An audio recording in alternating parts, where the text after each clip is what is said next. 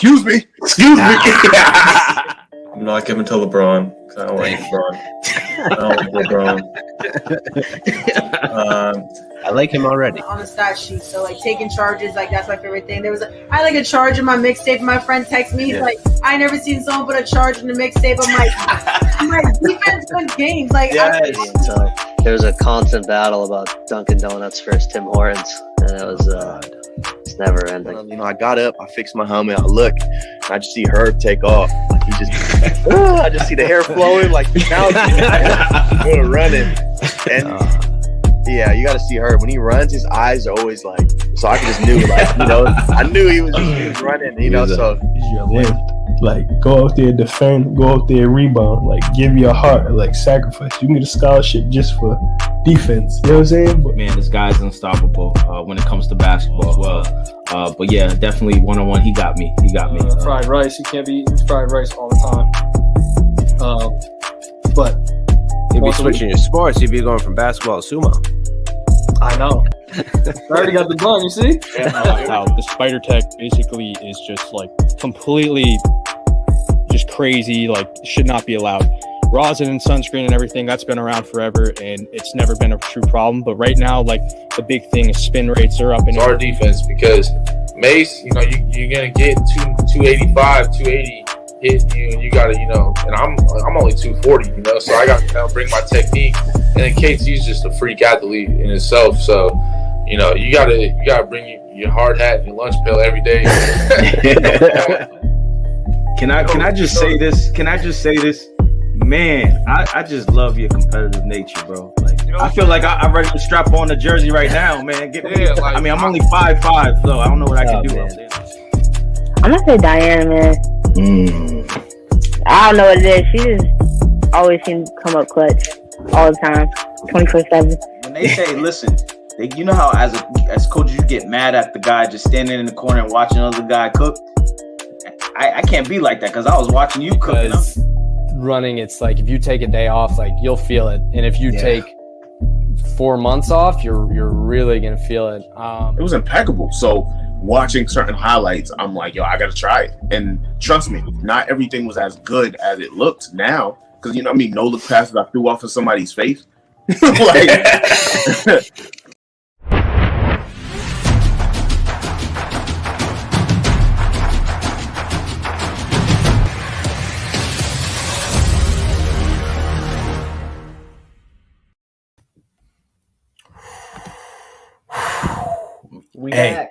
We are back, and I just thought about this as the intro was going. I'm gonna call my a friend of mine that makes music, and he's a rapper, and I'm gonna contact our guy Dan too. We need an intro video. We need an intro video. We need some like Undisputed. When Lil Wayne comes on with the Shannon show. Undisputed. yeah. I'm gonna start saying, "Hey, Reese.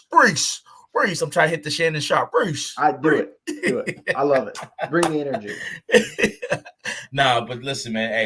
Hey, we are back. Like we said, this is episode 3 of the basketball show, a Race to Chalk basketball show, with Reese and Charles.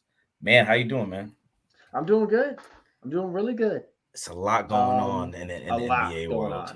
A lot going on. A lot of stuff going on.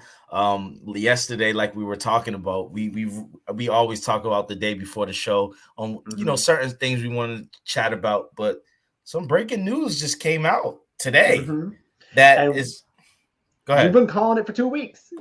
Yo, I've been putting it in the universe. Yeah, and you have. And I don't know. I'm a little torn because and let's just jump right into it. The news that just came out today, that the Celtics, the Boston Celtics and the Philadelphia 76ers are in talks right now. Yeah. About a possible Ben Simmons trade. Now, there has been talks and reports saying that Philly has offered Ben Simmons. I've seen a couple. Ben Simmons, Danny Green, maybe Tobias Harris. Okay. But what Philly want back in return is Jaylen Brown, Robert Williams, and Marcus Okay. Smart.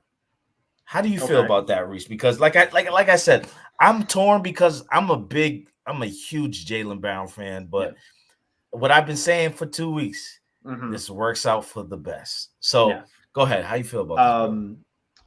I think it's probably best case scenario because, like you've been saying for 2 weeks, at this point, we both know it's Tatum's team. Like, Tatum's been the face for a while now. It's Tatum teams. But I'm going to say this, and some people will say it's controversial, but I think Jaylen Brown is just as talented a player as Jason Tatum is. And he deserves to be on a team where he's going to highlight that, okay? And right now, the two guys just plays too similar a style of basketball for it to work on the court. Yeah. And you've also been saying since the start of the show, Marcus Smart need to go, okay? They need to trade Marcus Smart and get him out of there. He needs to go. And if you can get Tobias Harris for Marcus Smart, that's a worthwhile trade. I'd take that any day. So I was talking to a good friend of mine. We were talking earlier about the trade, and he, when I mentioned it, he straight up said, "Oh no, Brad Stevens hung up the phone off of that because Philly does want a lot for for Ben Simmons.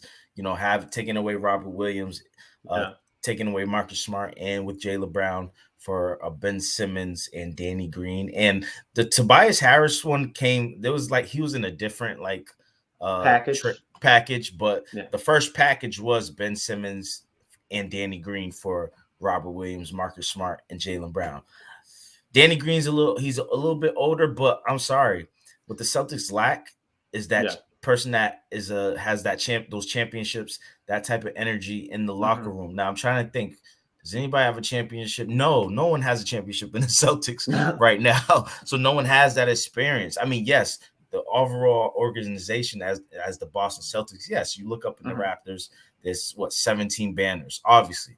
Yeah. But what have you done for me lately? What players have you brought in where they have won 1 or 2 championships and have given that type of leadership? Now, you would think how Al Horford handles himself and how he is as a basketball player. He's a great leader, and you would think that he has won multiple championships. But I feel like just do the trade no matter what. Because Danny Green, yes, he's older, but he's experienced. He still plays defense, and he can still hit the corner 3. Get Ben Simmons. Get him. This is what the Celtics are lacking right now. A point guard that can defend all 5 positions. Positions. He can defend anywhere, and he's not a heavy scorer. He can score, but he will pass more than he will score, and that's what you need with Jason Tatum. You need a guy who's going to dish out and just let Jason Tatum cook. You see, and when we see, let's see if I can pull it. We see our guy Dan saying we don't want Simmons. I mean, you do want Simmons. You do want Simmons. You played 3 overtime games already? You want Simmons, okay? You can't figure it out. You can't close a game out. You got to fall apart in the 4th. And I kind of understand why our guy Dan says that, because Simmons can't shoot. He doesn't. No, I'm not going to say he can't shoot. He won't shoot the ball. That's true. He won't. But now, I don't know. So now I'm thinking about this now. Yeah, you think, Philly fans are hard. But man, when you come to Boston, that's true. That's true. So that's a different beast. That's a different beast, and I feel like Ben Simmons has to really think about that too. Because listen, you're leaving Philly, which is rough, but don't get it twisted. Boston is rough. And if you don't shoot the ball, if you don't come in big in certain moments, Philly has 2 championships as an organization? I got to think about it. Maybe 2 or 3 or whatever. But you're talking about 17 banners up there in the rafters, and it's a lot more pressure. That's a lot of pressure. It's a lot of pressure. So I just feel, ultimately, I feel like Ben Simmons for Jaylen Brown is just a fair trade. Obviously, they're thinking money and stuff, and obviously the Sixers want more out of that. So do the Celtics lose when they lose Robert Williams? No, because Marcus Smart. Oh, he needs to. I would package needs to go. him. He needs to go because we'll even talk about the previous game the Celtics just had against Dallas.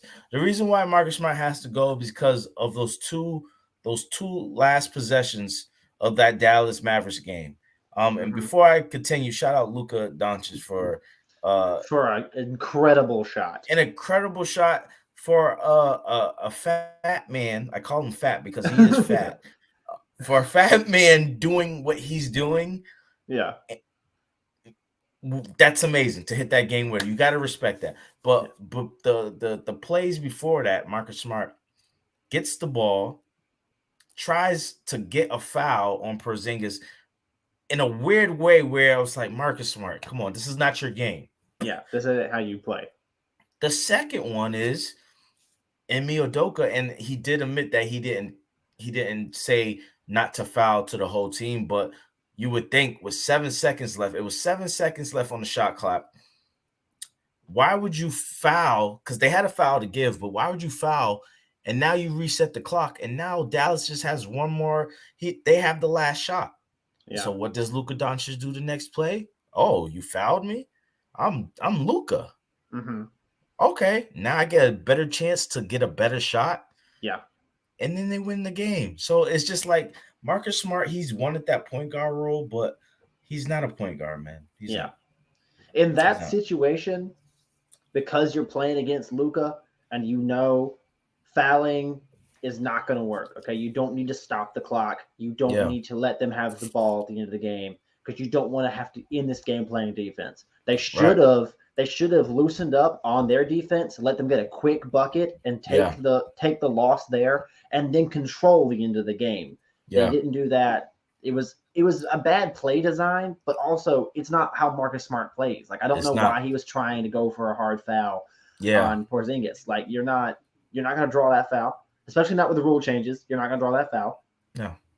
And even if you do draw that foul, you stop the clock. Okay, you give them more time than you needed to for Luka to march down the court. So it didn't make any sense. And I understand why the Celtics are thinking about it when it comes between Jason Tatum and Jaylen Brown. Yes, does he need to be more aggressive? Of course. Mm-hmm. But the thing that he has over Jaylen Brown, he's available. Jaylen Brown does have a history right now at a young age of being injured, injury prone right now.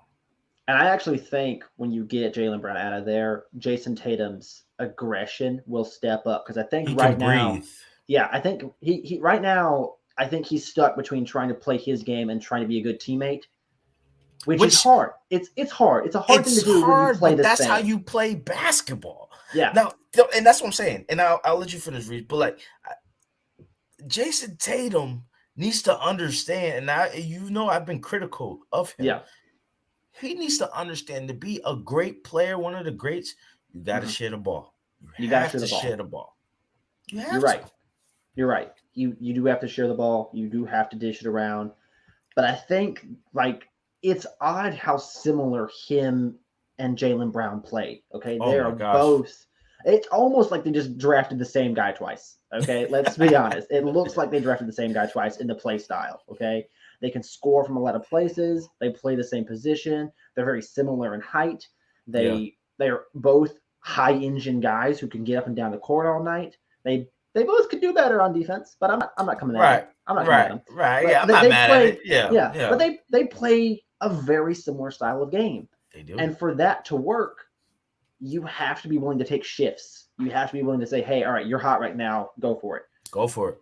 And when the next guy's hot, you get and say, okay, pass it to you. That's how Curry and Clay were such a good duo, is because they played very similar, but they could take shifts. They could be like, oh, you're hot right now. Okay, dish it to him. Oh, you're hot right now. Okay, dish it to you. That's back and forth. They don't know how to do that right now.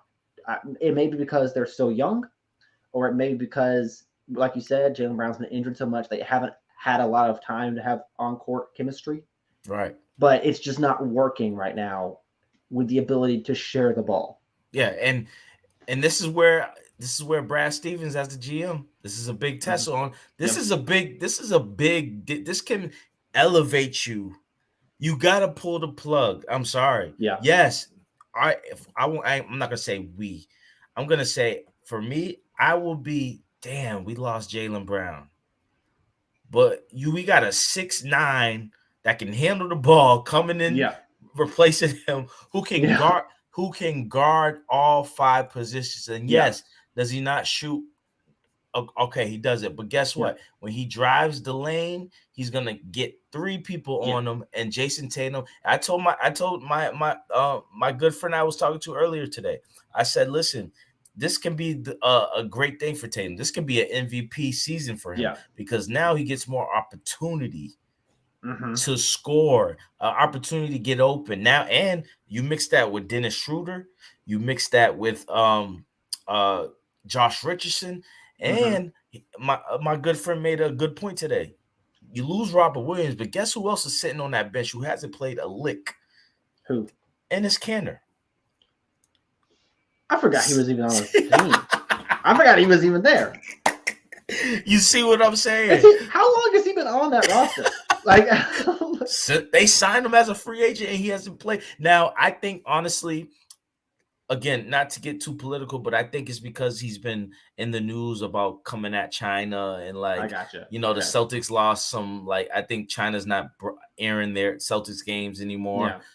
That can be it. I think that in my opinion, I think that's it. But ultimately, Cantor is a double-double machine. He can score, he can rebound. And Al Horford would hide Cantor on a defensive end because Horford could do a lot of stuff. He's people don't know.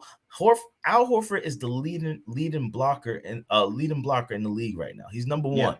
He's one of the leaders in the NBA blocking. And for me personally, I think he should be in the All-Star game if he continues to be this way.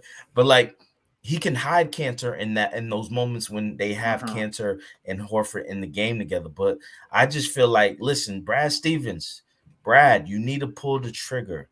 You need to, because listen, you have a young core still. It's not like you're getting rid of Jaylen Brown for an older, like 32-year-old who can, now granted, if this was a Damian Lillard Jaylen Brown, Dame, yes, I don't care how old Damian Lillard is. Bring him in. Send it.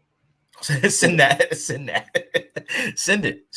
So it's just top 3 clutchest shooter in the league. Oh my gosh. And don't get me wrong. Would I rather have Damian Lillard than Ben Simmons? Of course. Yeah.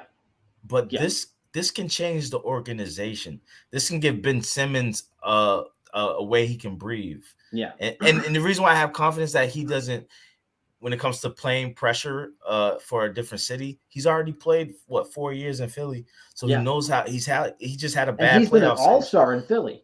That's what he's just not what Philly wants. Okay, I think he will work in Boston because Brad Stevens knows what he's getting. Brad Stevens is not a guy who's going to get a guy and then try to change that guy into a different player.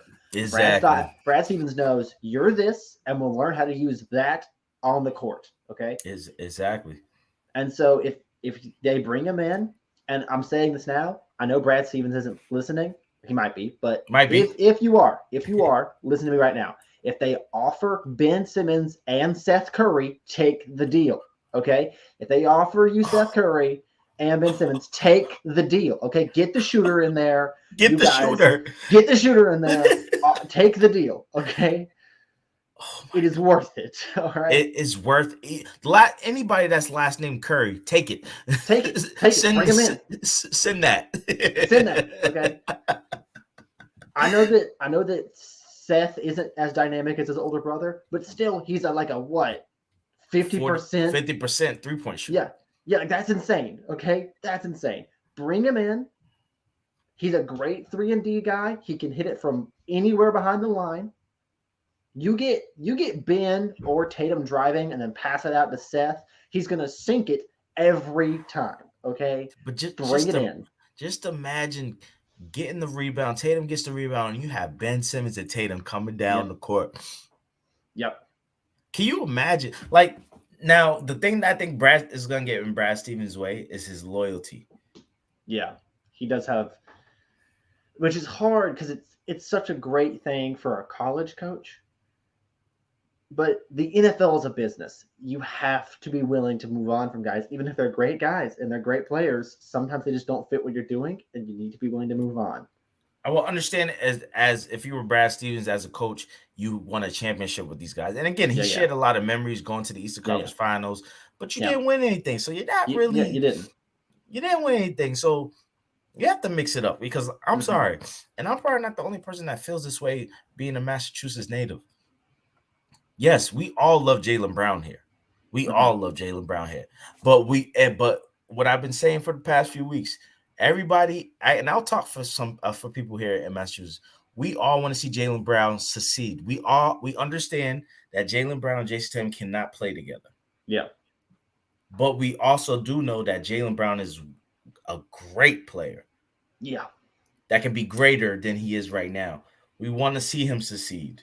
Obviously, Philly and Boston, when they play us, yes, we're gonna go against them. But listen, pull the trigger, Brad Stevens. I'm hoping things change in the matter of a few days. This didn't come out for no reason. Yeah. This report didn't come out for no reason. Let's get that out the way. This report did not come out for no Somebody reason. Leaked this on purpose.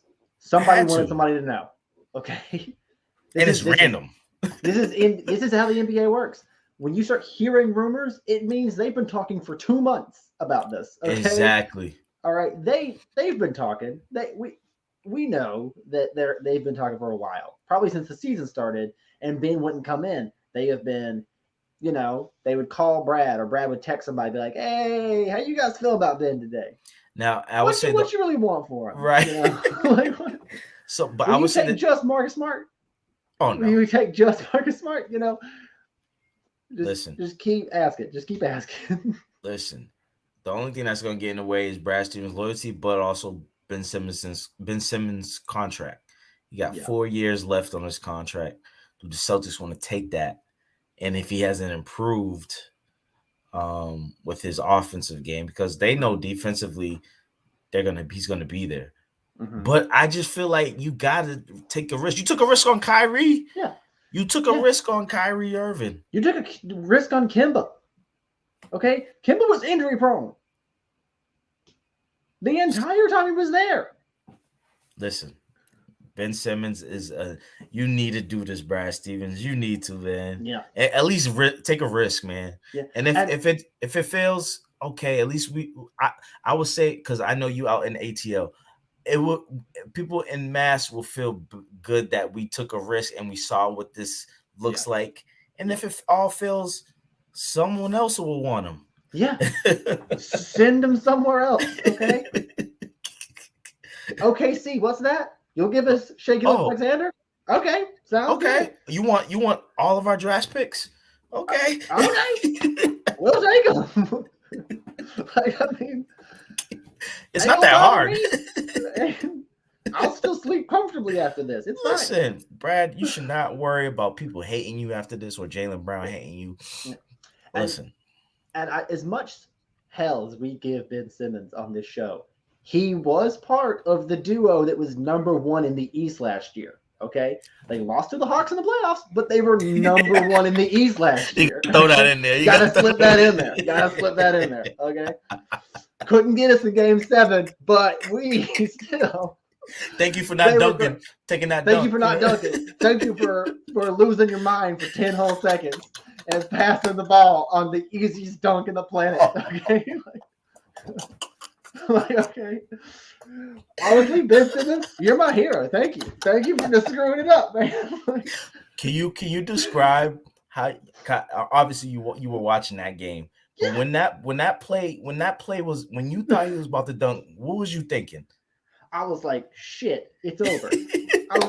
I was happy because we'd had such a good run, and I didn't expect us to make us out of New York. If I'm being honest, I didn't think we're getting out of New York.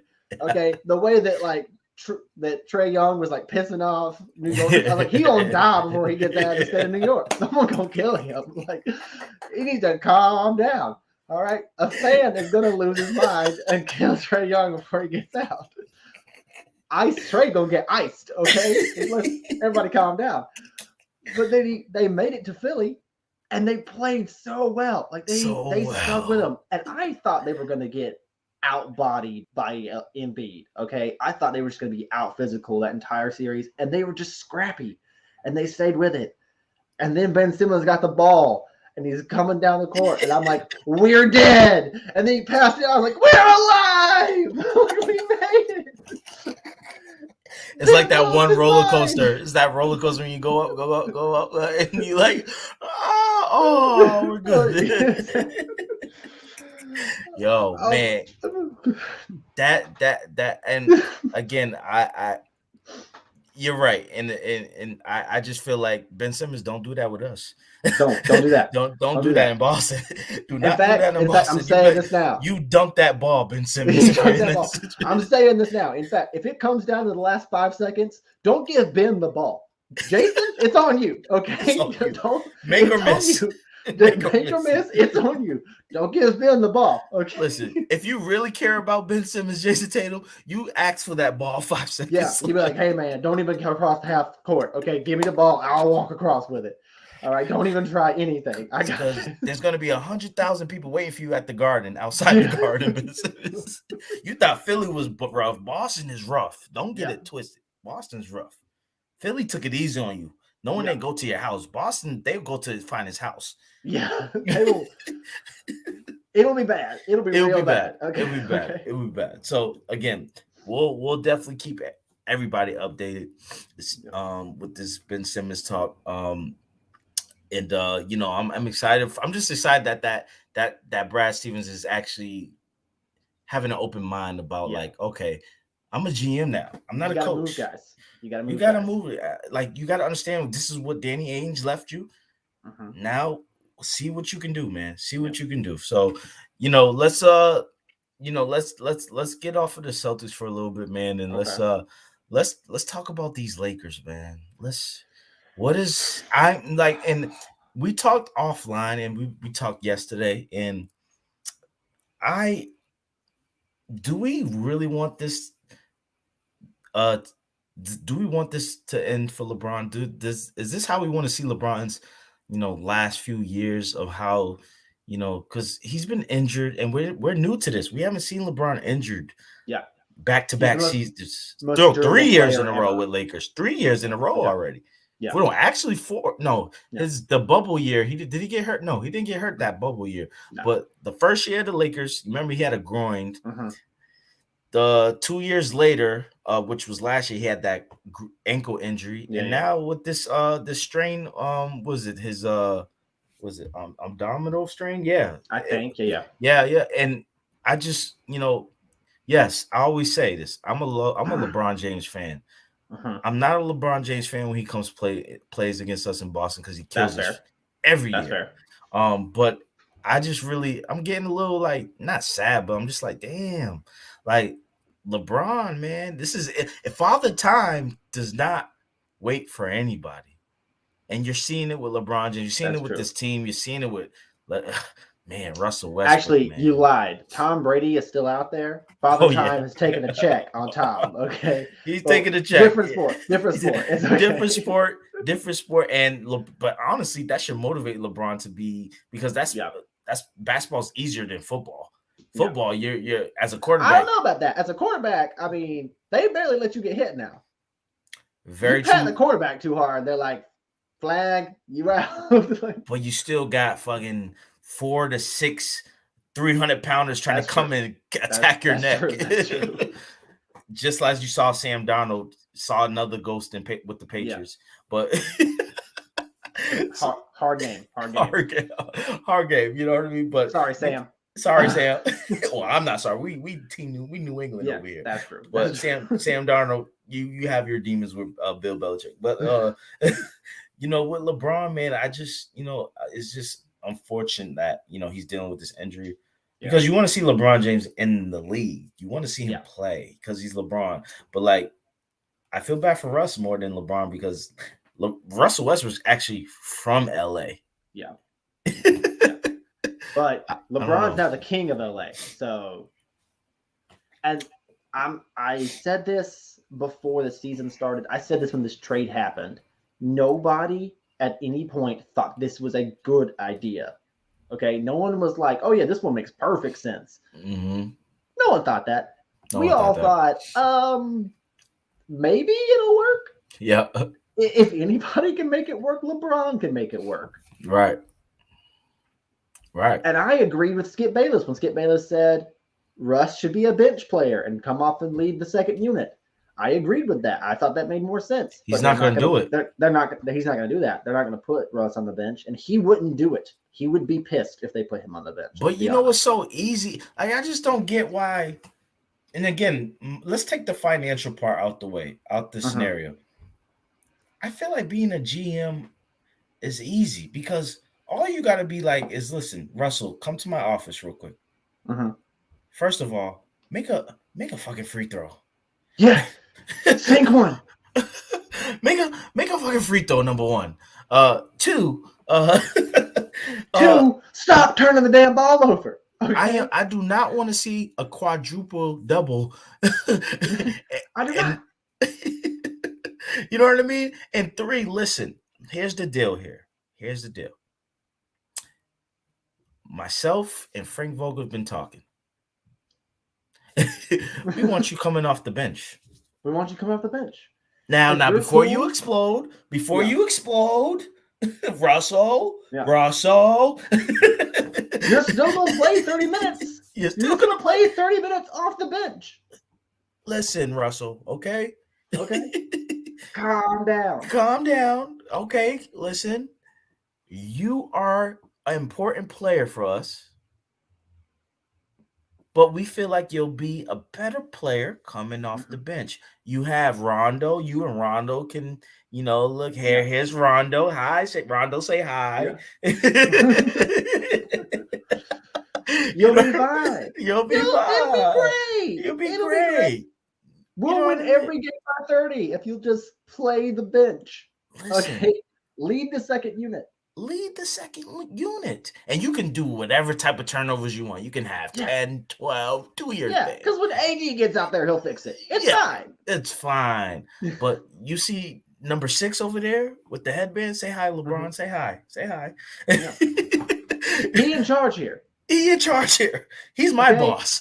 I talk to you, but he talks to me. Okay? That's the difference. All right. He's my boss. Okay. He's my boss. Frank holds the clipboard, but all it says is LeBron. Okay. So I'm gonna need you to be aware who's in charge. So do we have an understanding, Russell? Now, before you answer, hey, watch your language too, buddy. Watch your language. The Pacers are interested, so watch what you say. Okay. Oh, we can take you back to the Thunder. We'll send you back. But listen, Russell, on a serious note, you're a Hall of Famer. But this is the deal. Now, do I need to take a step back? Are you going to hit me? Are you going to... Let's calm down for a minute. How about this? Think about it. Just take an hour. Think about it. Text me. Just text me. You don't have to decide if you want to reign or if you want to play in Indiana. That's up to you. I'm not going to make this choice for you. You come back to me in an hour and you tell me, do I want a championship ring or do I want to play in the middle of nowhere? Okay, that's up to you. It's up to you. Have a good one. Have a good one. Okay? Have a good one. But listen, I need you to come to practice tomorrow. When you don't come to the building, I'm going to need you to do that for me. All right? But it's like, man, I just feel like it's that was actually good too. But like, listen, like, just tell him, come off the bench. Yeah. Carmelo comes off the bench. Hey, we forgot that. Hey, listen, you have Carmelo Anthony too. Carmelo's on the 75th man team, and he's coming off the bench. And he's our best 3-point shooter of the season so far. He's looking like the old Carmelo. So Carmelo's not the problem. No. It's not. Carmelo's not the problem. Now, it's true. Are they an older team? Of course. In my opinion, they should think about trying to figure out a way to get Buddy Hield. And like, maybe I can see Russell in Sacramento with Fox and the crew. That's exciting. Okay, that could do something. That's exciting. That's exciting. You're still in California. Sacramento's right there. LA's right there. It's nothing. It's not bad. I can see that. I didn't think about that because the Kings have a young core. Russell Westbrook. And that's what concerns me though, is that with a lot of teams with young cores, they don't want to bring in veteran guys who are dominant. Okay, especially ball hogs like Russ. Okay, that's true. They're trying to build from the inside out. They really don't want to trade for a guy and move anybody in that young core. Right. I said this as a joke before, but I kind of meant it when I said Indiana. Okay, there's a guy on that team by the name of Karis LeVert, who averages about 17 to 19 a game. Can shoot it from anywhere. He's a great scorer. He was, when he played with the Nets in the playoffs, he was prolific. Okay, the Nets didn't want to trade that trade. Yeah, I'd make that trade. Oh, any day of the week. And I'm gonna pull up a stat because I think the Pacers are one of the best defensive teams in the league right now. Mm-hmm. And now, are they good enough to win? Adding Russell Westbrook will be an amazing thing to see because, I think you got Malcolm Brogdon, you got Sabonis. They're 4-7 right now. They're 13th in the East, but it's the first couple games of the season. I mean, it's the first couple games of the season. The Cavaliers are 7-4. Okay, so let's not get ahead of ourselves. They'll wait. They'll get back to themselves in a minute. You know what I mean? And I'm reading these standings. We got Philly at number 1, Miami at number 2, Brooklyn number 3, Wizards number 4. The Bulls, they're slipping a little bit. They've been losing the past couple games. Cleveland's number 6, Knicks is number 7, the Raptors is number 8. Even my Celtics are number 12. Your Hawks are 11th in the East. Like the Bucks are, the Bucks are gonna wake up. Giannis they're gonna wake Giannis up soon. The Hawks, I feel like it will be better. I think they could take like the 7th, 6th spot. Celtics can fight for an 8th spot it all depends on this Ben Simmons situation because that would change the game. So you're right about Westbrook, like maybe coming off the bench, but like it's the same thing with like a Marcus Smart, even though they're two different players. But like at this point, are you going to tell Marcus Smart to come off the bench now, or are you just going to trade him? You know what I'm saying? Even though Schroeder is a better fit right now, are you really going to bench Marcus Smart? But he works better as a bench player. That's how he started off. Yeah. And he was great. He was great. He'd come out with the second unit. He was defensively terrifying. Okay. He stuck to you like fucking glue. And he can shoot whenever he wants. You have the green light. You're coming off the bench. You're leading the second unit. Shoot as much as you want. But you can't shoot when you have Jaylen Brown, Jason Tatum on the starting lineup. You pass the ball. Unless you're Schroeder, who can get to the hole, who can score better. Yes. And that's why whose drives open up passing lanes to get it out to better shooters. I mean, listen. So Westbrook, man, again, ego is a big thing with these superstars. But the reason why I respect Carmelo Anthony even more, even though I always thought they blackballed him in the league and they didn't want him to come back, but eventually came back and he accepted any role that he wanted.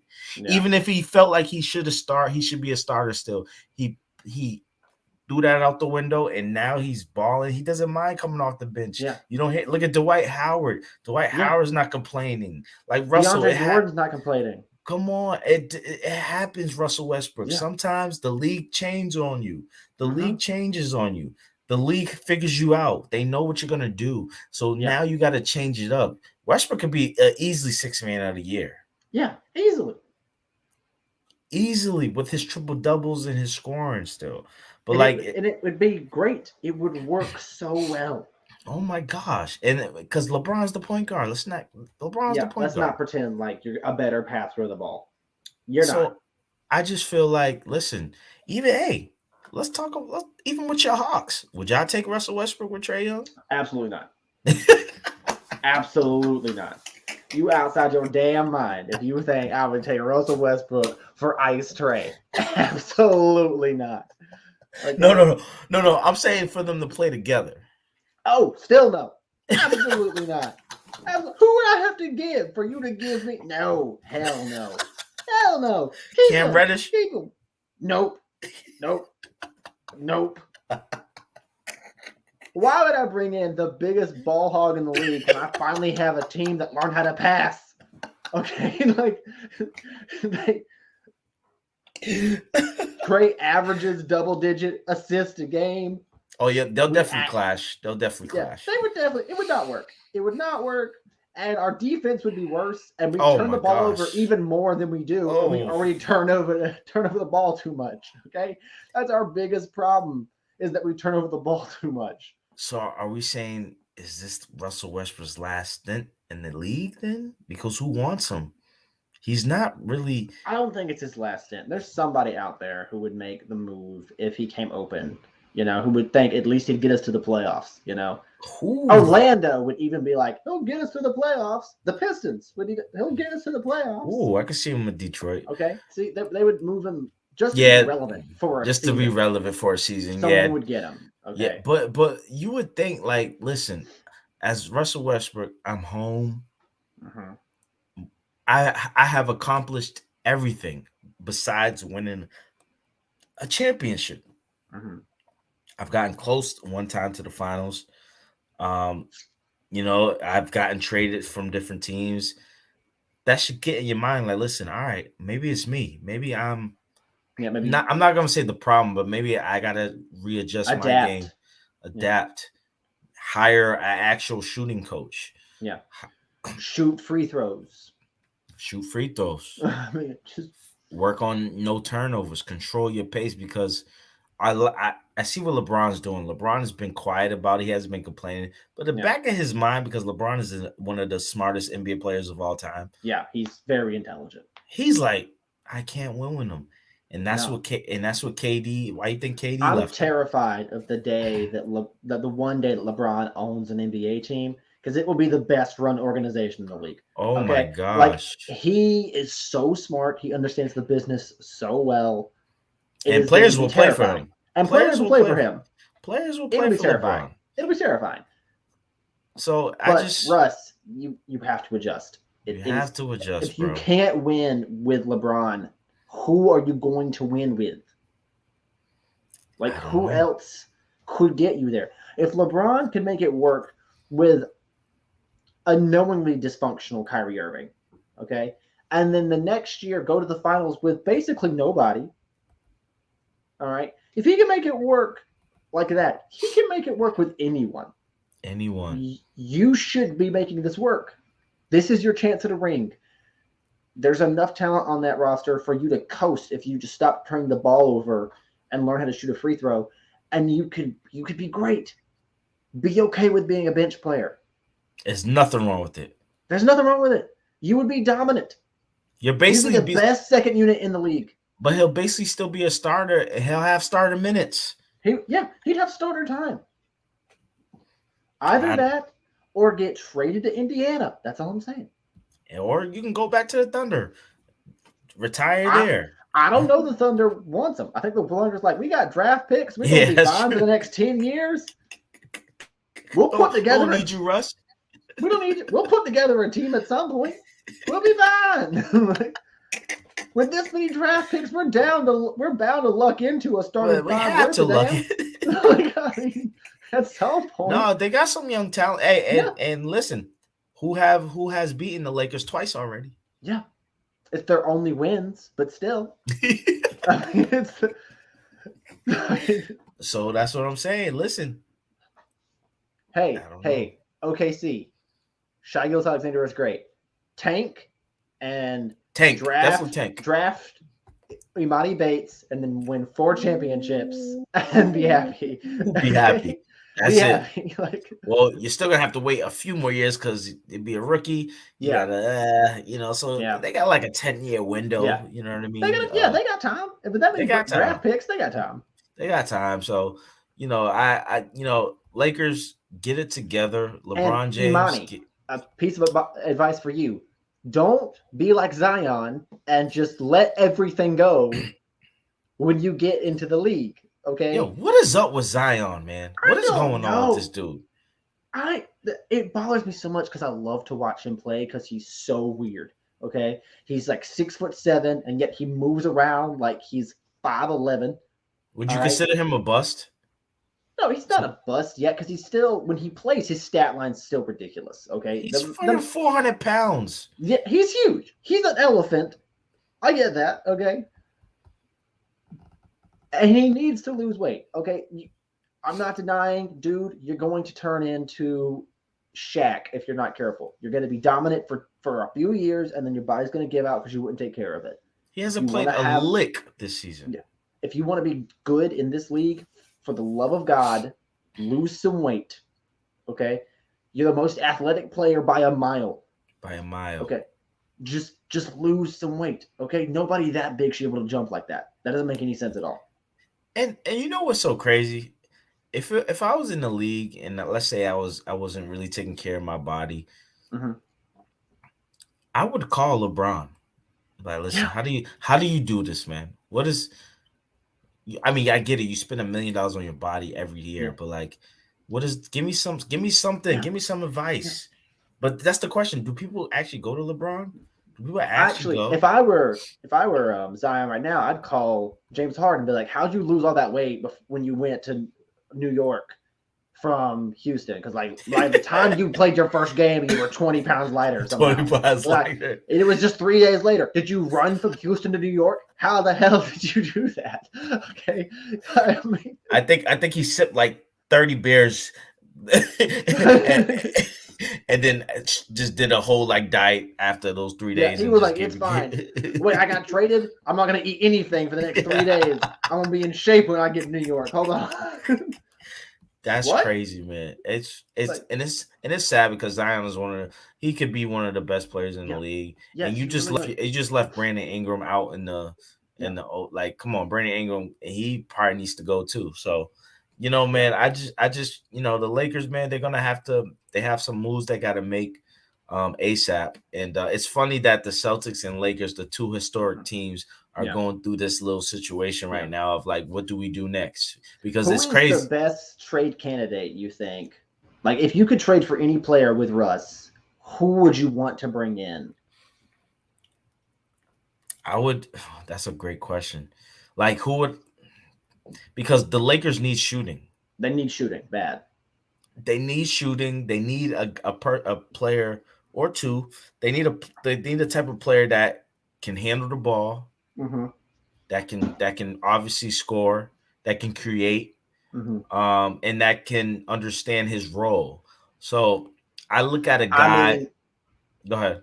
You finish your thing. I'm sorry. I didn't. No, go ahead. No, go ahead. I was gonna say. I mean, Ricky Rubio did just go 8 of 9 from the three. I mean, I'm just saying. Yo, he single-handedly beat the Knicks. I'm just saying. And they're 7-4. They're 7-4. I mean, that's he's a second unit guy. He'd be willing to come off the bench. He'll be willing to come off the bench, but Cleveland I like what Cleveland's doing. They got something. I like it too. Even though it just came out, Sexton he tore his meniscus. Yeah. And so he's out for the year. But, that's a big. Their rookie guy, Evan Mobley, did great that game. Ooh. Listen, they got some Jared good Allen pieces. Getting like 18 and 14. You love to see that kind of stat line. And I like Ricky Rubio. Now he's going to be the starter. Yeah. Because with Sexton being out, listen, Rubio is a good player. People forget about Ricky Rubio. He's bounced around a lot, but on every team he's been on, he has been crucial to them winning. And this dude's been a pro since he was like 12. Yeah, the dude's very good. Come on, man. So I like what Cleveland's doing, but like to your question, it's hard because certain teams that I see, I'm getting the energy that they're fine where they're at right now. Now it could be because it's the season just started, literally, and we got to also give Russell, we got to give Westbrook a little credit here because every year at the beginning of the season he always starts off like this. He always has a point in time where he's not himself, and to his credit, he has been traded to 2 different organizations since the Thunder. He got traded to Houston, then he gets traded to Washington. And now you get traded to the Lakers. That's a lot of plays and a lot of guys, a lot of moving, and it's a lot that takes. And it's more pressure now that you're home. Yeah, you know what I'm saying. LeBron said it. I think it was after the first game of the season in the press conference. He said, "Listen, I can't imagine if I was LeBron, Westbrook right now. Imagine how many people hits him up every day for tickets. How many family members want to see him? How many like you got to take care of home now? Like it's a really tricky thing. And why it just makes sense to me. But I just feel like the media is pressing too much because it's the Lakers and it's LeBron. Yeah. And I just feel like, listen, maybe we should just give Russell Westbrook a little bit more time. They should I don't agree with them coming out saying, listen, we're going to trade your ass in the next 5 games if you mess up. If you mess up. That's a lot. That's a lot of pressure, man. Like, listen, it's just a simple conversation. Just see where Russell Westbrook's head at, number one. Let's see. Maybe he really is going through stuff. Yeah. Maybe has anybody asked him if he'd start on the bench? Has anybody asked him, hey man, I know that like you've been a starter your whole career, but would you be cool leading the second? You'll still get 30 minutes a game. You'll still get starter minutes. Right. Your jersey is still gonna sell. You're still gonna do. You're still gonna come on. Yeah, I just need you to come off the bench. That's it. And listen, I trade you to San Antonio. Do you want to deal with Greg Popovich? He will break you down and build you back up into a different person. Do you really want to go there? But it could be a simple like conversation where it's like, listen, this is not permanent. But let's just try. We're just trying something out, and if it doesn't work, you coming off the bench, you'll come back in the starting lineup. But now I'm gonna tell you, if we get your ass back in the starting lineup and you start messing around again, you're out. You're out. You're out. If you turn the ball over 10 times again, how do you turn over the ball 10 times? We're gonna send you. Like there's no other option. I don't know, man. So, we'll see what the Lakers do in the up and coming weeks. I'm excited to see what they do. I'm excited to see what the Celtics doing. What they're going to do is the two biggest franchises in the NBA history. They're going through a lot, and I'm excited to see what they do because they both are fighting for that 18th banner. Yeah. You know what I mean? So it's gonna be interesting times during Laker Nation and Celtic Nation. Man, I wanted to talk about some more stuff before we go on break. Man, let's talk about the Jazz, man. What's going on with the Jazz right now, man? They've lost a couple times, a couple games against Miami, and they lost last night to who they lose to last night? The Magic. Yeah, against the Magic. To be fair, I keep saying this about Luka. He is an enigma for everybody. No one knows how to defend the guy. Right. It's hard to win. Ask the Clippers. It's hard to beat Luka. Okay. It's hard to beat Luka. Luka Doncic, man, to me, I feel like he needs to really change his diet too. Yeah. Because that's gonna cause an injury. And I don't think you heard me. I said the Jazz, but we can talk about the Mavs though. We can talk about the Mavs. No, I heard you about the Jazz. Oh, okay. I just wanted to say you said they lost to the Mavericks. I just wanted to make it clear. Oh no, they lost to the Magic. Sorry. Oh, Magic. Okay, all right. That one's weird. That was weird. Yeah, I thought you said weird. Mavericks. I feel like no. Everybody, but you talking about the Mavericks? We can actually get into that too because they're interested in weird team. Does that make sense? Being an interesting, weird team, because it's like, they got one of the best players in the league, but I don't really see them doing anything. You know what I'm saying? So, and again, like I do agree. I do think that Luka needs to change his diet because he doesn't look right. It doesn't look right. It doesn't look right that you're one of the best players. And again, something's working. He's still killing. He's still hitting game winners. But it works because he plays at a different pace than everybody. I think Luka has a different game clock than everybody else. Okay. I think everyone else is looking at the clock on like the scoreboard, and Luka's got like a watch on his wrist, and that's the clock he follows. He's not worried about anything out there. He has no urgency. Okay. No. He just walks down the court like it's no big deal, walks up to the spot he's going to shoot at, does a couple quick turns, suddenly fade away, he's gone, and you're like, Dirk? That's it. Dirk, are you back? What the hell? What was that? and it's so slow on how he plays, and it's so like effective. But injuries is gonna be a big key.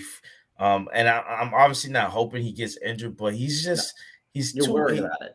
What have you been eating, bro? Like I'm serious. He looks now again. He's in better shape than me, but it's just like dude, like what He's in better shape than Zion. Clearly. But I just feel like, man, for Dallas to be successful, I feel like they need to really think about getting Luka more better help, because I don't feel confident enough that he's going to be able to stay healthy the whole season because of how chubby he looks. He looks real chubby. And is Kristaps really the best second option you could bring in for him right now?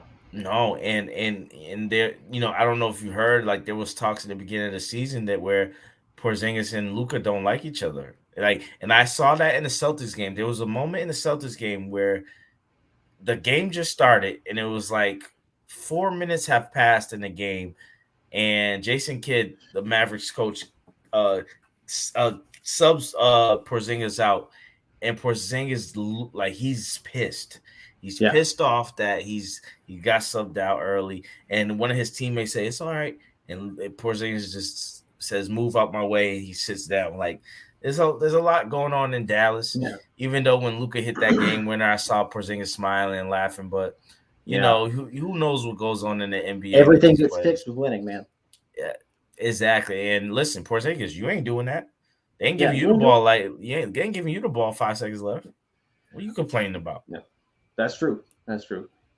I mean, you could complain about that, but like still, like, man, he's better than you. Accept it. He is. He is considerably better. Okay, and he's been a pro for a long time already. To circle back to the Jazz real quick. Yeah. The Jazz are hard for me to look at because every year I do this where they come out strong, they look like a good team, and like wasn't it last year they were number 1 in the West? Number 1 in the West. And then they go into the playoffs and they can't figure it out. They can't figure it out. And when I was telling you yesterday, the reason why I feel like the Jazz have had no success in the playoffs is because they need to use Rudy Gobert more than just pick and rolls. Yeah. Rudy Gobert, now again, this is where I feel like I don't know why certain NBA players are not working on their games really, or what type of trainers these guys have. And now I get it. Every player goes to different trainers for a particular thing they want to work on this summer. But man, I'm tired. It's so easy to guard if you're on the opposite team. Like, listen, the Jazz are just going to run Rudy Gobert setting picks and rolling.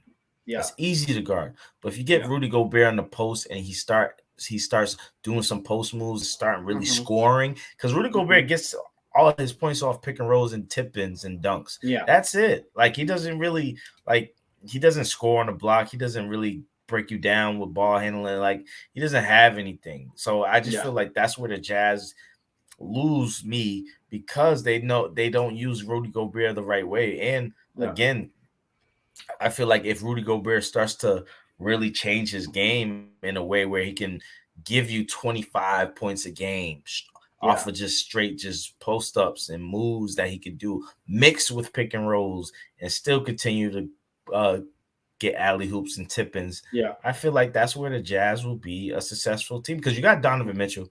He's going to give you what he gives you. And that's their biggest strength and their biggest weakness right now is that they know they have Donovan Mitchell. Okay. Right. Donovan Mitchell is great, but for some reason you try to run the whole offense through what Donovan is doing. Okay. And don't get me wrong, he's prolific when he wants to be. Like the dude is an incredible scorer. I thought he should have won Rookie of the Year that year. I don't know why Ben Simmons won it. But you can't, especially in the playoffs, you can't be so one-dimensional that you only can win if Donovan Mitchell is great. Okay? Like that doesn't work. And you're right. Rudy should be scoring more. He a big old dude. Yo, he big old dude. He can out-body because he's won Defensive Player of the Year so many times. He's got the force. Let him get in there. Let him shut it down on some people. Okay? But I think they need one more scorer, if I'm being honest. I need them to bring in one more guy who can shoot. Yeah, because Michael Conley Jr., he's a really good player, good point guard. You got Joe Ingles, you got Bogdanovich, but I just feel like they need more. They need more. They got Jordan Clarkson, but he's hot and cold. He's hot and cold. Yeah. He's like hit or miss, in my opinion. So, and Mike Conley, who's great, isn't always healthy. I mean, I like him a lot as a player, but he's just not always. He's been injury prone his entire career. Let's be honest. Yeah. There's a reason he didn't survive in Memphis. It's because when he plays, he's good, but he's rarely on the court. He's rarely on the court, and he needs to start thinking about coming off the bench too, and maybe get Jordan Clarkson in the starting lineup, because now you add another scorer that can help Donovan Mitchell in the beginning of the game. Like Michael Conley, he's a score. He could score, but is he aggressive like Jordan Clarkson? Not right now in his career. No. And he's not as good of a shooter. Like he's he's not. So I just feel like, listen, but I think they start Michael Conley because he's a veteran, but he plays defense. He plays really good defense, but he does. That's true. The Jazz are a very predictable team in the playoffs. Yes, and I think that's what all these teams believe in. They're like, all right, when we play the Jazz, we know we're gonna get their best. Yep. Like in the playoff time, if we see them for a Western Conference team, we see the Jazz on our playoff schedule. We know we have the biggest confidence in the world that we'll be able to beat them, because they run the same thing every possession. Every time. Pick and rolls. We're going to run a pick and roll. We're going to try to either pass it to Donovan or we're going to try to pass it to Jordan. And that's it. That's it. These are the two guys who are going to get the ball over and over and over again. They're a one-trick pony. They got to do something. So, the Jazz, man, I think I got them finishing in the top 3 in the West. Just off of, like we're saying, they always have a great regular season record, but playoffs, their next step is finals now. They have to get to the finals. They have to get to the finals, especially if the Suns were able to do it last year. Utah's ready. It's Utah. Utah needs to do it. The Lakers are not playing the way they're playing. They're playing horrible. Take advantage of this time. Some people may criticize me on this statement, but I'll take Donovan Mitchell over Devin Booker. Okay, I think Donovan Mitchell's the better player. Okay, I think Donovan Mitchell is considerably more consistent. That's a hot take.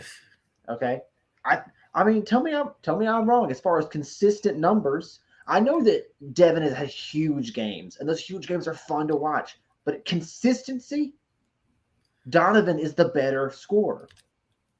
And this could be another thing, because you'll probably say the Suns had a better team last year. Yeah, they had a better roster. But to be honest, Devin Booker he did his part. He got his team to the finals. Now it's Donovan Mitchell's turn. That's true. It's Donovan doesn't have CP3. Yeah, that's true. Okay, I mean it's the point guard. You could do a lot with the point guard. Okay, yeah, he can make it work anywhere. What if Russell goes to Utah? Utah's gonna die. Utah's gonna fall apart. Too many guys trying to hold on to the ball too long. I don't know, man. That's crazy. But Utah has to take advantage. There's no Kawhi in the West right now. Yep. Well, he's in the West, but he's not playing. He's playing. Hurt. The Lakers are bad. The Blazers are bad. Denver's not playing. Well, they're playing okay, but the West is wide open. You guys have a more well-rounded roster than Golden State. Exactly. I mean, you guys could make this work better. Whoa! Hold on, I forgot. Golden State's 8-1 though. Golden State is great. Okay, Golden State is great. I love it so much. I love that story, man. Klay Thompson's coming back in a few weeks. I've read a list. Golden State is number 1 in all categories right now in the league. Yeah, in the league. Yeah, because their bench is great. They figured out the young player thing. Like, I don't know what Steve Kerr, how he scouts. I don't know what it is, but he knows just the guys that fit in his system perfectly. Perfectly. Jordan Poole fit so well. My guy, man. I just love his energy. Me too. I think he's so much fun to watch. And I was going to be honest with you. I thought Andrew Wiggins was going to be a bad trade. He actually works. He actually works. You got Gary Payton Jr. dunking on everybody. Yeah. And I don't think anybody thought Kelly Oubre was going to work. I didn't think Kelly Oubre was going to work. Right. I mean, you had to try it. Yeah, I had to try it, but they had to get him out of there quick. You know what I mean? But Steph Curry played well. He's playing well. Draymond Green's he's actually looking like his old self right now. Yeah. Clay, when Clay comes back, Wiseman. Oh, when Wiseman and Clay come back, now that's going to be the tricky part now. Yeah. Because again, it's not going to be tricky because with Klay Thompson, all you need from him to start when he comes back is just to catch and shoot. Now, that's a player where I feel like does not mind coming off the bench. Klay Thompson. He doesn't. Number one, you already proved yourself. You got 3 rings with us. We all know the truth here. Clay's going to come in. He's going to play like minimal minutes one game, okay? So they can make sure he's all right, okay? Right. Next game, he's going to drop 60, okay? It's Clay. We know he's going to come out there. He's going to be like, watch me. Whoop. But Reese, what are you gonna do with Steph Curry and Clay? What is the league gonna do? Nothing. The Splash Brothers are They back. couldn't do it last time. Last time they were both healthy, they couldn't do shit with them. Okay. Oh my gosh, the war. A lot of people's been saying the Warriors might win it all. Yeah, I'm down. I believe that. Like that's not a stretch for me. Okay. It's if they not. stay healthy, which is if they stay healthy. Okay. If they stay healthy. I mean, I love Steph, but his ankles have been troubling him for some time. Okay. But if they stay healthy and that bench continues to play like that bench has been playing, and Clay comes back and they start dynamic threes, I mean, they will shoot everybody out of the arena. Listen, and they still have they still can make a play in the trade deadline. They still can get somebody in the trade deadline. That's true. I'm not sure who they need. Like, what is their biggest weakness right now? Defense, probably? No, they're the number one team in defense right now. I think you're right, man. What do they need? Maybe they're one number more one in defense? Yeah, dude. They're number one in offense, defense. Yo, what? Like, yeah, man. Yeah, I'm gonna pull up a stat right now. Hold on. Are you trying to tell me a Steph Curry team is number one in defense? Listen, man. Listen, I kid you not. Like, I love Steph, but defense ain't what he plays. Listen, the Warriors are the best team in the league. All right, so the Warriors their record's 8-1. They have the top 10 offense in the league. The best defense in an MVP candidate is Steph Curry, obviously. Let me see. I'm trying to see what the actual numbers are. Give me 1 sec. Yeah, the Warriors team. You got to be lying to me. They ain't no Yeah, way. man. They're the best. They're the best. They're the best defensive team in the league. I mean, right I think they're the best team in the league right now as far as just like consistency all the way around. But they're the best team in the league right now, brother. I thought the Heat were the best defensive team in the league. No, they're the best. They're the number one team in defensive team in the league right now. I can't find it, but I saw a stat with that. They said they're the best defensive team in the league right now. I think Miami's number 2.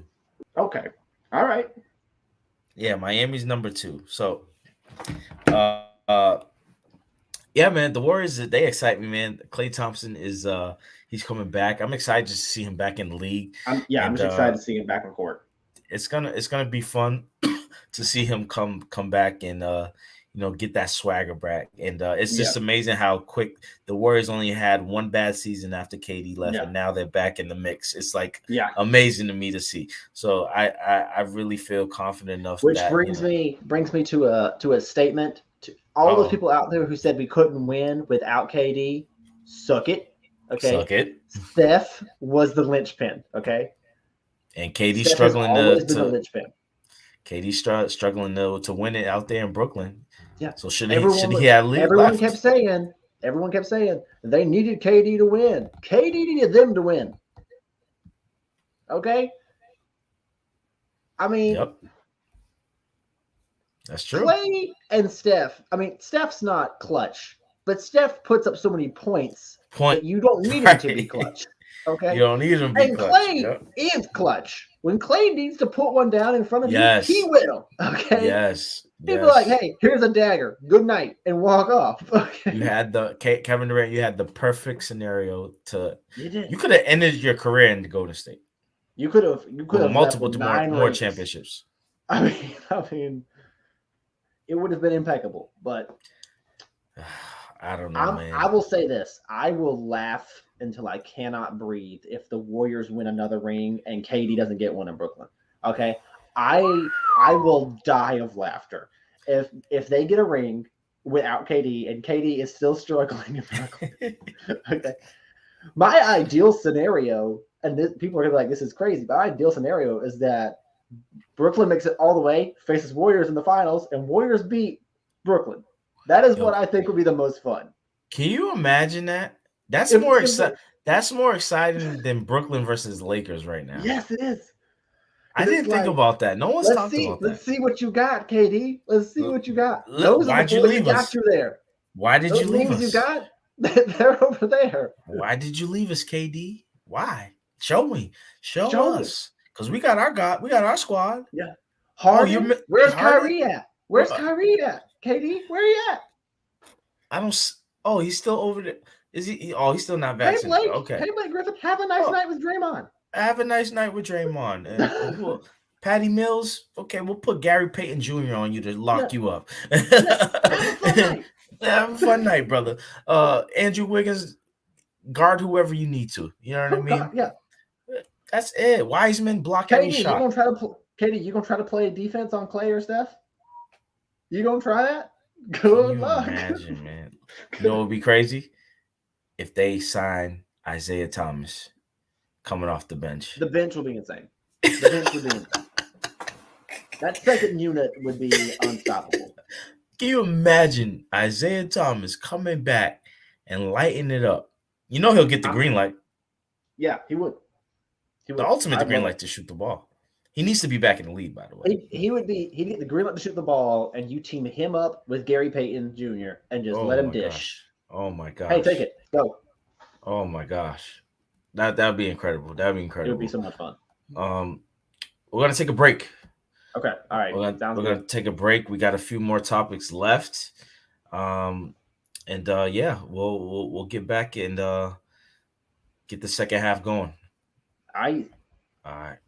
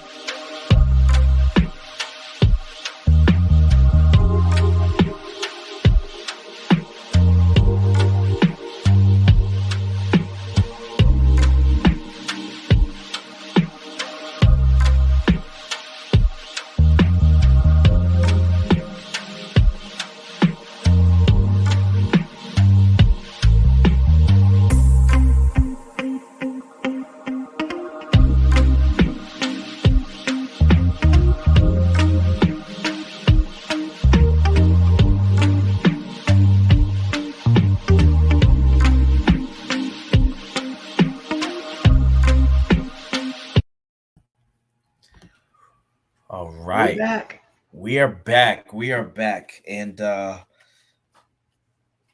that was a great first half. We talked about a lot of stuff, a lot of exciting stuff. That got me real excited to even watch more NBA and be more up to date with certain things. I've been checking my phone to see if the Celtics have done anything yet, and it's looking like they haven't. We'll keep that up today. I promise we're not like LA. We have a great second half too. We don't just play great in the first half. Okay, we can play both halves really well. Right. Trust me, we ain't gonna drop the ball. We ain't gonna turn over. We ain't gonna drop the ball. We ain't gonna turn over the ball. I wanted to let's talk about the defending champs, man. They just, and shout out to them. They just recently went to the White House, man, off of their their championship ring from last year. But unfortunately they lost to the Wizards. They lost to the Wizards. Oh, did they lose tonight? Yeah, or last night, I think. Okay, I think it was last night. Yeah, and that leads to my question, man, because and you expect that from teams that have won, the previous year to get off to a slow start. And I believe they have one of the best players in the league. They'll pick it back up. Giannis is so good, man. But like how, I want to ask you a question. How hard is it really to really go back to back in any sport, man? But in particular, we'll stick with the NBA. Like the Bucks, man, no one's really talking about them, and no one talked about them last year like that to win it. So maybe this is a good thing. But like, I don't know, man. It is hard to win. It's hard to win. It is hard to win, and my biggest argument for this has always been, I don't think as a fan base we'll ever really know how exhausting the playoffs are. Okay. Very true. For one, at no other point in these guys' career have they had to play a 7-game series against the same team. Okay. Facts. High school, I was going to say, what is it? ASA ball? AAU ball. AAU ball, that's it. Yeah, AAU ball, high school, college. You've never had to play a 7-game series before. Right. And a 7-game series against a team that has at least 4 chances to figure out how to beat you, that's tough. That's extremely tough. Yeah. And the playoffs go on for a while, and you're playing the hardest ball you'll have to play all year, okay? Like, there are games throughout the year that I guarantee you there are games that every team in the league says, okay, it's all right if we lose this one. We'll come back next week. Let's rest this guy. Let's rest this game. Screw around if you want. We'll come back next week. You can't do that in the playoffs. You can't. You can't go into a game saying, all right, we'll use this game to figure it out, cool down, we'll come back next week. You don't say that in the playoffs. You go out there and you play every game like it's going to kill you. Right. Exactly. And so I don't think anybody, especially us as commentators, are ever really going to know what it's like to experience that level of intensity and exhaustion. I mean, that's what's happening to the Hawks right now, and they didn't even make it to the finals. Okay, listen, and I feel bad for the Hawks, man. And I know we talk about the Bucks, but like I'm curious about what you think about the Hawks as well. And like you said, it all leads to like with the Bucks, like. The Bucks won the championship, right? Yes. And so you're asking them to celebrate for a few weeks with their loved ones and fans, and traveling to different places, maybe partying a little bit. But then you expect them to now focus and restructure their body and get to work and get that championship mentality back and like try to fight through that. But with the Hawks, man, it's I'm not gonna say it's sad because it's still early, but like it's unfortunate to see that they're not the number 1 team in the East. Yeah, that that Trae Young is not playing like an MVP candidate. That the energy that they had last year, swagger that they had last year, is not necessarily there. Now I do believe that they want to win every game. They do. Like they really, because they learned a lot. They shouldn't be like, satisfied with going to the Eastern Conference Finals. You know what I'm saying? With the Bucks, for years they were this close. Then they finally pulled it through.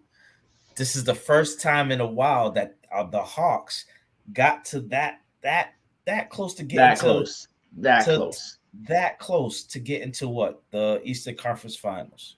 The finals. To the finals. We were in the Eastern Conference Finals. Yeah, to the finals.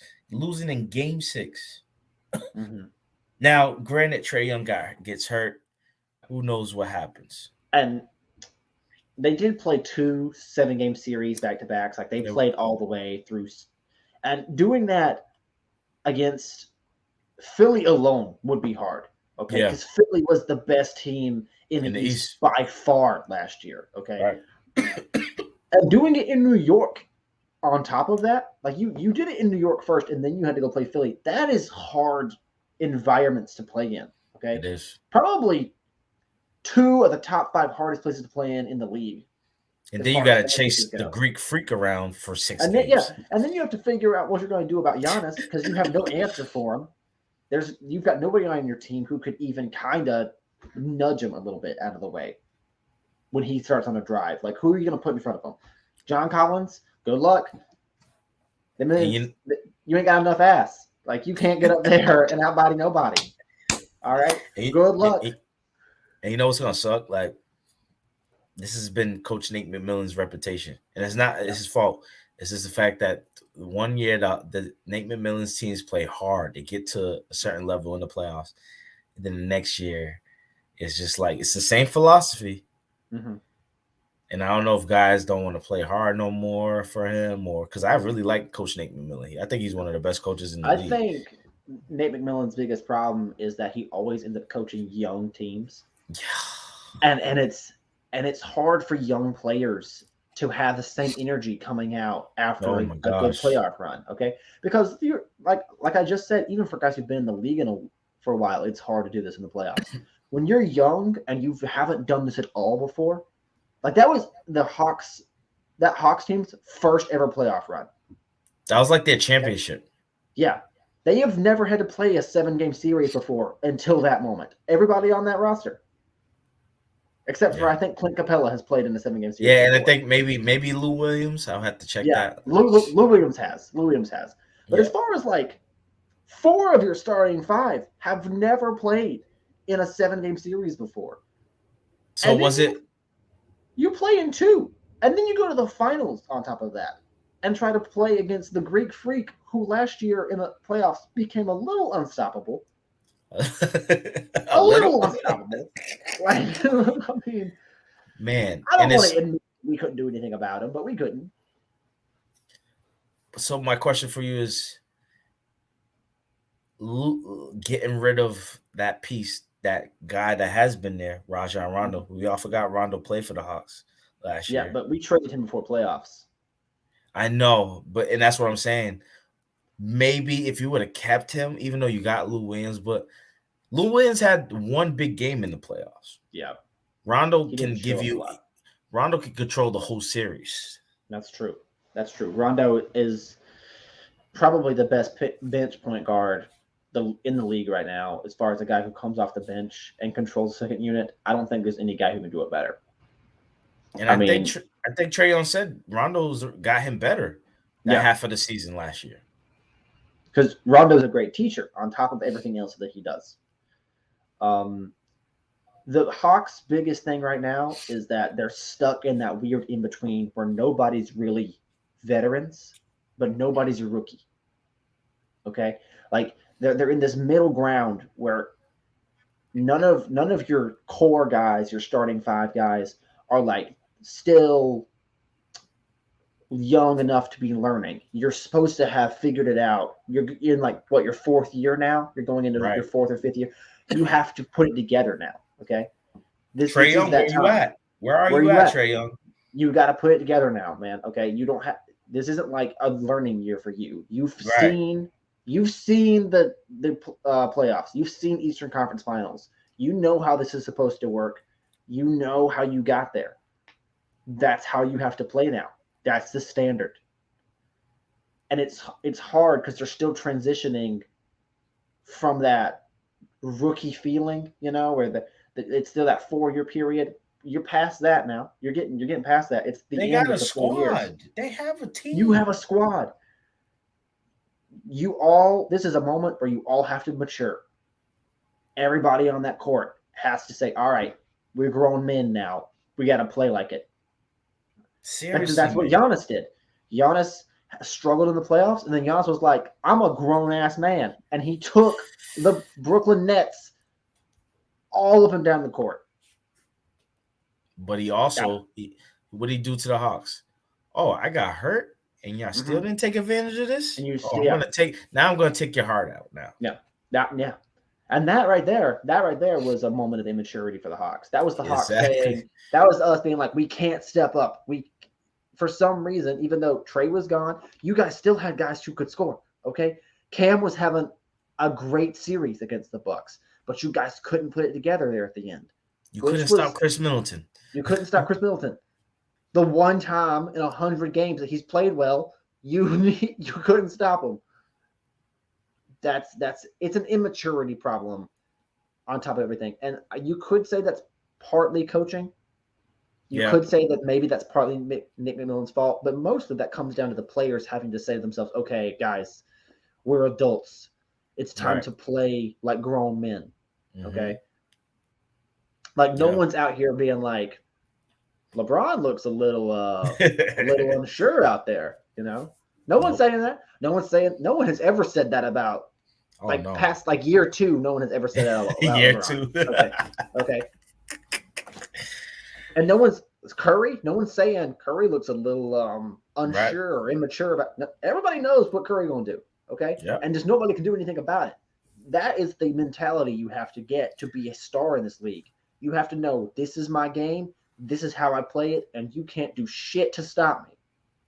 But why doesn't Trae Young try to mimic what Steph Curry's doing? Because if you think about it, I'm not saying Trae Young is Steph Curry, but the team has certain similarities of that first couple of years Warriors teams. Mm-hmm. You have a sniper in Kevin Huerter. Sorry. Yeah. You have Bogdanovich. You have Trae Young. You could say he's Steph Curry. Yeah. Right. Clint Capella, Zaza Pachulia. Okay. Old savvy veterans who know how to play that. Zaza. John Collins. He could be a Draymond. He could be your Draymond. A better Draymond. Because he's got more hype. He can get up there. But he can shoot the ball. He can defend. Mm-hmm. It's like what is the Hawks record right now? They 4-6? Yeah, something like that.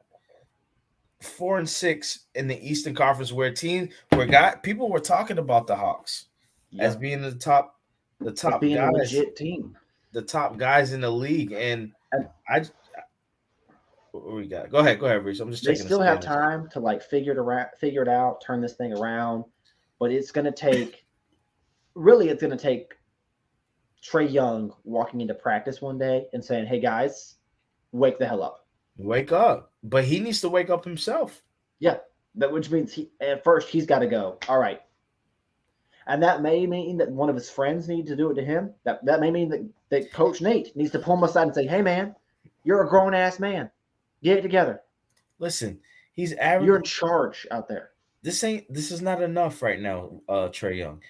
The assist, I'm impressed with 9.6 assists, but you're only averaging 23.3 points a game. You need to get that up to at least 28. 25. I'll take 25. You'll take 25? I'll take 25 if you're averaging 9.5 assists a game. Okay. If you can give me 25 a game and John Collins can give me 19 a game, you should be winning. Okay. You should be winning. And you're right. John Collins is averaging 16 points a game. Yeah. 9.2 rebounds. I'm sorry. I mean, look at John Collins and look at Bam Adebayo and tell me, build-wise, how much different are they? They're not. Okay. And Bam is averaging 19 points a game, 9 rebounds, 6 assists. Okay? I would still pick Bam over John Collins. Yeah. But absolutely. I see your point. But John, you should be able to average 19 points a game, 8 rebounds, 6 assists. That's what you need to be a great team. Okay. Trae, you need to be up to 25 points. Okay. I don't know why your scoring's down. Okay. Right. There's something wrong with the facilitation of the ball. Cam still looks fine. Cam Reddish is still averaging his like 15 a game. As a bench player, that's all you really can ask of the guy. Kevin Huerter needs to step up. I need 20. I need over 20 points from you, bro. Yeah. I need Bogdanovich to average more. And you've shown multiple times you've got the talent to have over 20-point games. You're the reason why they won Game 7. You're the reason why they won Game 7. You're the reason why. Go out there and show everybody, hey, I can start for this team. Give me 20 a game. So Clint Capella is going to do the same thing Clint Capella's done his entire career. He's going to get you 12 points and 12 rebounds every game. Couple blocks. Couple blocks. Yeah. The rest of you have to figure out how to play. And this is weird for me because DeAndre Hunter wasn't there last year because he was hurt when they had that playoff run. Right. Is he a presence that's harming you somehow? Is there something about the way he's playing that you guys are not meshing with? He might need to get out of the town, and you know who I could see with this group here? Who? I could see a Harrison Barnes fit in this group here. I think Harrison Barnes would be great. I would take Harrison Barnes, and I would take Spencer Dinwiddie in a heartbeat with this unit. Okay. Oh, if the Wizards wasn't really good this year, yeah, I think the Hawks should be looking at. Hell, I'd actually take Karis LeVert. I'll bring it back. I'll take a regular 17 a game. That's not scared of the moment. Yeah, he's not scared of the moment. He's not scared of the moment. He plays like a grown man when he has to. He's not scared of the moment. We know he can take over games when it's needed because we've seen him do it. But I think y'all need a big that can score. We do. You need a big that can score. I think that's something we got to address in the draft. Is you guys got to bring it? We tried to do it last year when we drafted Onyeka Okongwu, and he still has time to develop. Okay. Yeah, he does. He was hurt for most of last year. He had a couple plays in the playoffs where he looked like, okay, all right. There was one play where he actually put up a dunk on Giannis, and I was like, I remember that. Yeah. Okay. Right, you got something going. You got something going on. But after that, he kind of disappeared. To be fair, after that, Giannis dunked back, and when the Greek Freak flies over you, you kind of forget where you are for a minute. Yeah. I just don't know what happened to the swagger with the Hawks so far. Like that toughness. They had toughness last year. It was grit. It was straight up grit, and they just lost it. And I think it's because you can build that narrative in the playoffs where you are the villain. You know, you can come into town and say, "Shh, it's real quiet in here." You can't do that every game of the year. Okay, you can't make it out that you're the villain in every city you go to. And listen, maybe this, will be the changing of the season. Hawks do play the Knicks Christmas Day in New York. That's true. So maybe this will be the wake up call for the Hawks because that atmosphere is about to be intense. Yeah. So I think the Hawks need to be pushed around a little. I feel like they haven't been they need to be physically pushed around. Yeah, they need to be woken up. They need to get their asses whooped by like 40 or something. Yeah, they need someone to be like, oh shit, we need to get together. Because for now, I don't think they need to do any moves. They have the pieces. Yeah, just do it. You just gotta do it. If you play one veteran squad that knows what they're doing, like the Knicks, because Derrick Rose, D Rose, Evan Fournier, K Walker, Julius Randle, Kemba Walker. Those are veteran guys, and those guys know how to beat your ass too. And they have a coach that is tough. Mm-hmm. And I think this would be the biggest wake up call. If you guys get your ass kicked by Cleveland, I will personally drive to Atlanta and scream at you. Okay? If Cleveland kicks your ass, you are just as much the talented team. Hell, as far as depth on the bench goes, you probably got more talent. Win the damn game, okay? Put together a streak, remember who the hell you are, and go out there and win games, and then put together a decent playoff run again, for the love of God. Because you know what it is? They probably came to training camp like, we the shit. We lost in 6 games. We lost in 6 games to the champs. Man, y'all should be busting y'all butts right now in training camp and really because they didn't have a impressive preseason either. No, they did not. They didn't show me like, Now, what was that one? Our one rookie who actually played. The rookie y'all picked up. Yeah. Cooper. Yeah. Sharif Cooper. Cooper looked good. And maybe they should put Cooper in because he's got, high energy right now because he's a rookie. And maybe you can get that rookie guy to wake everybody the hell up. I don't know. Put him in the same time as Trey. If you guys run into Joel Embiid, Joel Embiid's going to hand you your ass, okay, if you guys aren't careful. He's going to remember this. Yeah, he doesn't forget, okay? Joel has a little bit of Michael in him, and he's like, I took that personally, He gonna come in there and show you what the hell is up. And don't think that Julius Randle ain't thinking. Don't think that Julius Randle doesn't have Hawks circled on his schedule. Okay. Listen. The Knicks. You shush me in the playoffs. Hold on. I'll see you.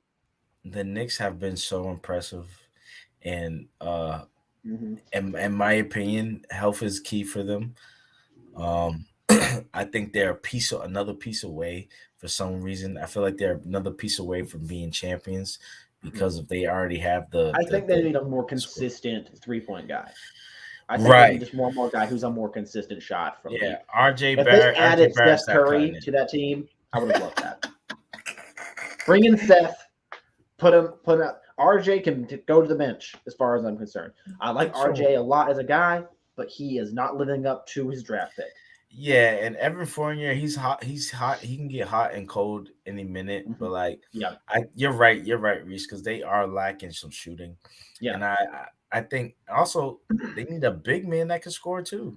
Like, that's what destroyed them against Cleveland is the fact that Ricky Rubio just started shooting up threes and they couldn't answer for shit. Mitchell Robinson, he's a good blocker. I mean, good defensive guy. Nerlens Noel was a great bench guy. I mean, right. I just feel like Derrick Rose is always going to be a great assist guy. He can always go to the basket and make you think twice about what you're about to do. Exactly. And I think the Knicks, we'll see because they can actually come back to earth too. They can actually. I think if you realize, Reese, not just basketball and sports all around so far, teams that everybody's been talking about, they haven't been who they've been. No, they haven't. It's been the surprising teams that's going on with these different sports, because I don't know if it's because maybe last year was like the COVID year and everybody was like, oh, damn, what do we do here? But now we're kind of probably seeing who is the realest team now, because who was picking the Suns? Who would think the Suns go to the finals? No, I wasn't. It was a COVID year. If Kawhi was healthy, would they beat the Suns that last year? I think so. I think the Clippers will. I don't know about that. I don't trust the Clippers in the playoffs at all. This is true. And Kawhi, well, actually, he has been in the playoffs with the Clippers. They lost in the bubble too.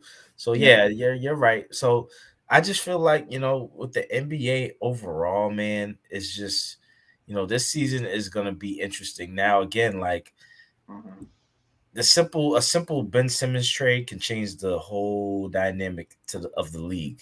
Yeah. Not just the Eastern Conference, but the Western Conference. Yeah, that can change the whole dynamic. Whatever the Lakers do can change the whole dynamic. So, whatever. Well, now this is big because Philly, with a big win against the Bulls, but now Joel Embiid, he's in health and safety protocols right now. He's about to miss 10 days. So that's even big now. Like we tend to forget COVID's still out here running the streets. Yeah. It's still out here. It's still out here. You guys got to figure this shit out. All right. Seriously. Atlanta, you're healthy. Win while you can. Okay. For the love of Christ. So give me 4 wins. Give me 4 wins and I'm happy. Okay. Just put together a streak, for God's sakes. Put together a streak and just be humble doing it. Especially if you're a young team, up and coming young team that has had some success so far. Stay humble. And if the Hawks is not showing you, because listen, man, I was rooting for the Hawks to get to the finals.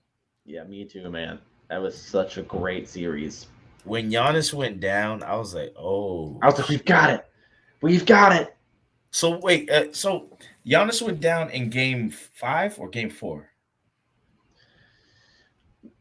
I think he went down in game 4 because I don't think we made it to game 7. Right? Yeah, you lost in 6.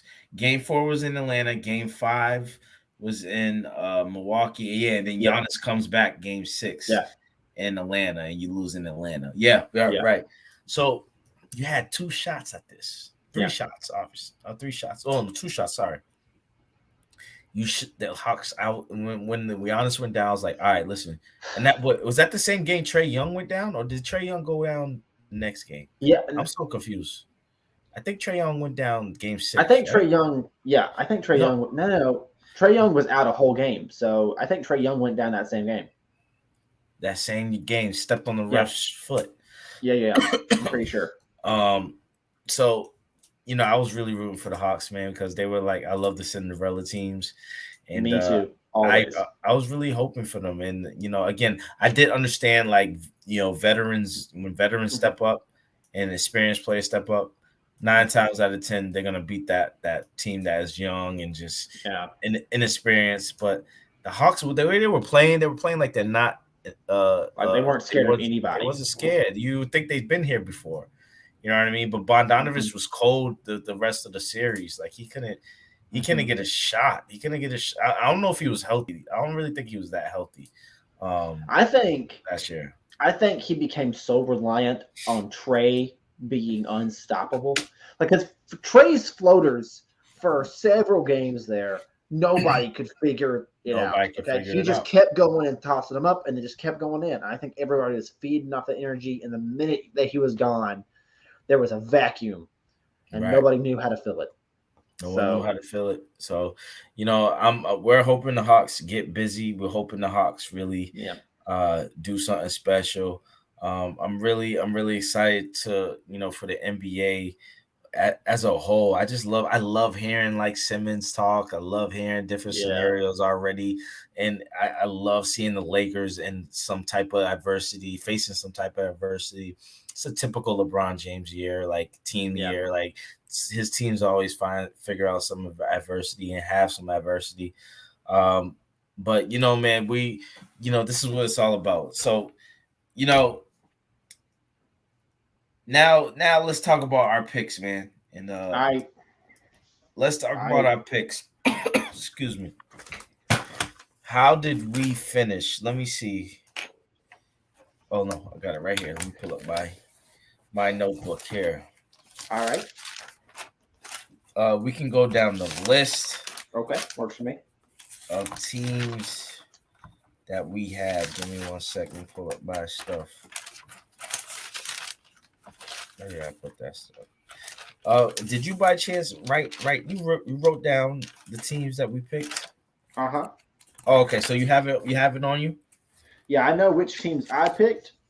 I'm not sure which ones you picked though on these matchups. So let's you can start it off while I find it. Go ahead. You can start it off. Okay, give me just a sec. Because I gotta remember all these scores, to be honest with you. I know. Let me see.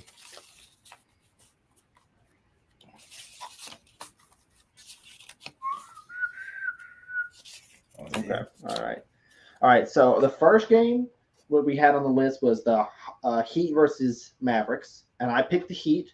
Oh yeah, I got it right here. Yeah. Yep. The Heat won 125 to 110. All right, so that's 1 point for you. 1 point for me. The next game was the Hawks versus the Nets. I picked Hawks. Unfortunately, Nets won. That was a fan pick right there. It was a fan pick. It was 108 to 117. Not a huge loss, but still, we could have won that game. Then there was the hold on, was that same day? I think no, it wasn't. The Bulls versus Sixers. Yeah, the Bulls versus Sixers was the next game. We both took an L there. We both picked the Bulls. Yep. We both picked the Bulls, and my biggest fear was realized. Joel Embiid just soloed. He just showed you he's a grown man. Right. Both games, actually. Both games, because the Bulls lost twice. Warriors. Yeah, Warriors versus Charlotte. Warriors won. Yep. So we're both. And I picked the Warriors that one. Yep. Yeah, I did too. I got the Warriors here. We're both tied 2-2. Grizzlies versus Denver. Grizzlies versus Denver. Right. Yep, that was the next game. I'm trying to figure out which day that was on. I'll pull it off for you right here. Keep this. Oh, here it is. Denver by 2, 106-108. And who'd you pick? I picked Grizzlies. Yeah, but I picked Denver. So yeah, that's 3-2 me. Okay. We got the Heat versus who was it? We got Mavs versus Celtics was also on this list. And I picked You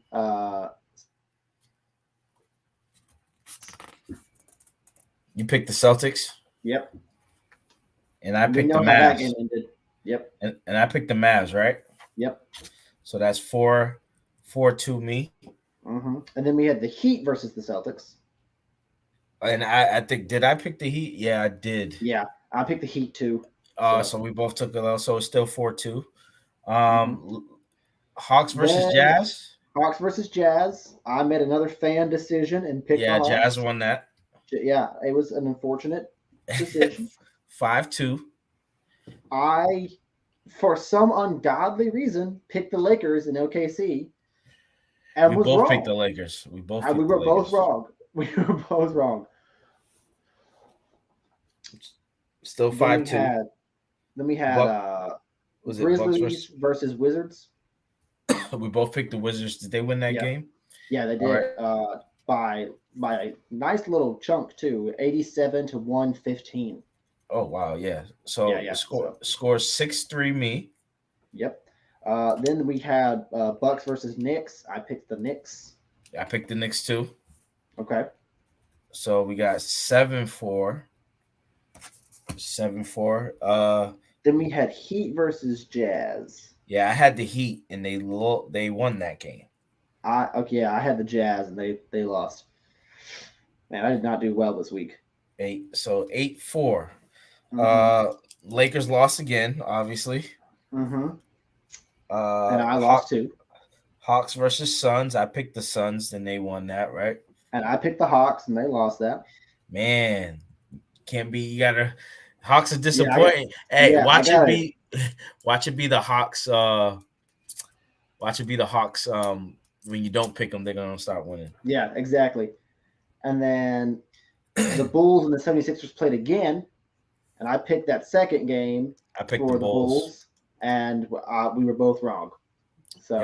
So we have a final score for those games. We have 5, 6, 7, 8, 9, 9-4. Charles. That's a good one. That was a good one for you. That was a good one. That was a good one. And I'm gonna have to start being more tactical and less emotional in my decision making. Who won last week? We tied last week. I think we tied last week. All right. Yep. So our overall record.